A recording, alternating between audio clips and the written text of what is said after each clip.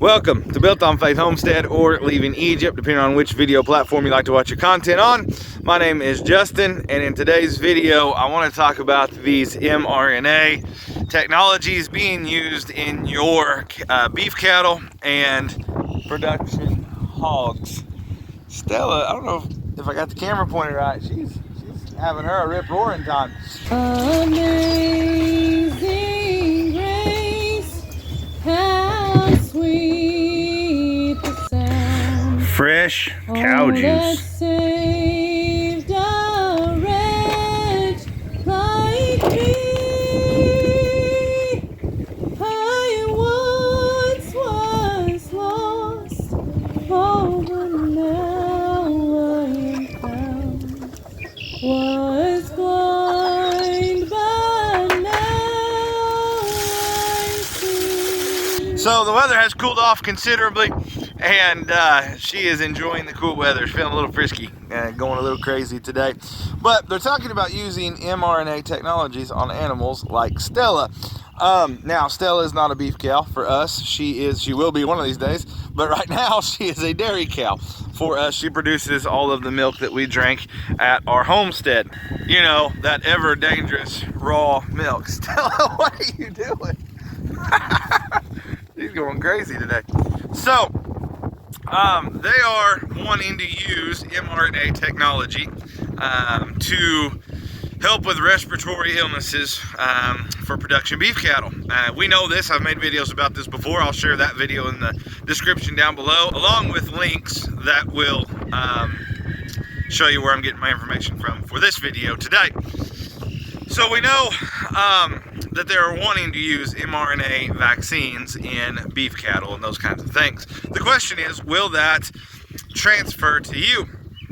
And all of the fact check stuff, of course, says no, including statements made by Dr. Robert Malone, who helped develop mRNA vaccines. He probably doesn't know what he's talking about. That's probably right? He probably has no idea.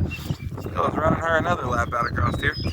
He probably has no idea what he's talking about, I'm sure. You know, the guy that developed it. I'm sure if he says, hey, this may transfer into the meat that you're going to eat, I'm sure he's just making that up. He has no idea what he's talking about. He helped develop it, but he doesn't have any idea what he's talking about. Here is one of those articles that quotes Dr. Robert Malone, where he says, if you eat the vaccinated animal, then you have consumed the mRNA vaccine into your body. However, it goes on to say the claims attributed to Robert Malone, a physician who in the late 1980s contributed to the development of mRNA vaccines throughout COVID pandemic. However, he has repeatedly promoted misinformation about vaccination. Kind of like saying an engineer that helped build the Ford pick-em-up truck has no idea what's in the Ford pick-em-up truck, but or whether or not it runs on gas or might use oil one of these days. He probably wouldn't know either. But that's beside the point. So I got sent a bunch of information from a friend of mine. I don't have Twitter, and apparently he ran across this either on Twitter or somewhere else. Here's part of one of those threads where it says, Thomas Wrinn's breaking news, lobbyists for the cattlemen and pork associations in several states have confirmed they will be using mRNA vaccines in pigs and cows this month. And then he's trying to support House Bill 1169 in Missouri. I can't find any information 100% whether or not that's happened. However, there's a lot of information out there saying that it potentially has, but it all seems to be coming from the same source. And so whether or not they're going to start the next month or whatever doesn't matter. According to this article that I will show you right now. This is from the USDA, where folks are wanting to test mRNA vaccines on respiratory viruses for cattle. They are at least going to try to use this on beef cattle. And so knowing that, then understanding, once again, House Bill 1169 here in Missouri, they would have to state here in this state whether or not that beef has been vaccinated with an mRNA technology, right? I don't know about bad cow, but I got crazy cow right now. Hey, it's going to be better when I go to milk later. Settle down. Settle down. That'll be better later. She's running around like crazy. When I go to milk her, she's going to be better running out of that thing. Anyhow, they would have to say, hey, this is been used on this animal that you're about to consume.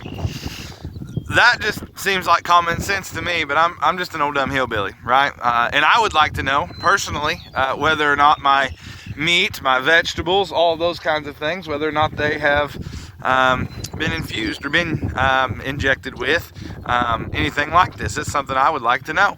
And I'm guessing most of the world would like to know that as well if they stopped and thought about it for just a little while. Obviously, going forward, the best thing you can possibly do is either try to raise your own beef or develop relationships with farmers that do raise beef, that don't do these practices, that you can buy your beef from, whatever, right? Something along those lines. However, this does open up a grander conversation for me, and one that I'm going to have to talk very vaguely about in order for this to not get taken off of YouTube. But it does make a person wonder why. Why is this technology everywhere? Why are they trying to put it in meat? Why are they trying to, once again, I'll be very clear, supposedly according to the fact-checked websites, if it goes in the meat, it's not supposed to be able to go to you.